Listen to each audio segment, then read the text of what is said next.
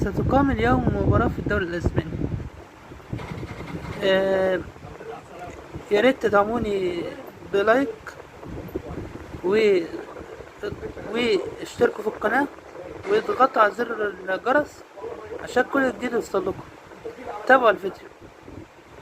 ستقام اليوم مباراة في الدوري الأسباني بين فريق ألفيش وفريق أتلتيكو بالباو الساعة 10 مساء. احتمال الفوز ألفيش 25%، أتلتيكو بالباو 45%، والتعادل هيبقى 30% بين الفرقتين.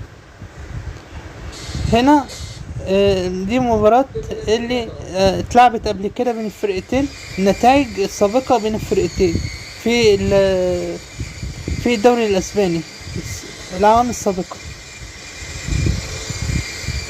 وهنا ده ترتيب الفرقتين في الدوري لحد دلوقتي.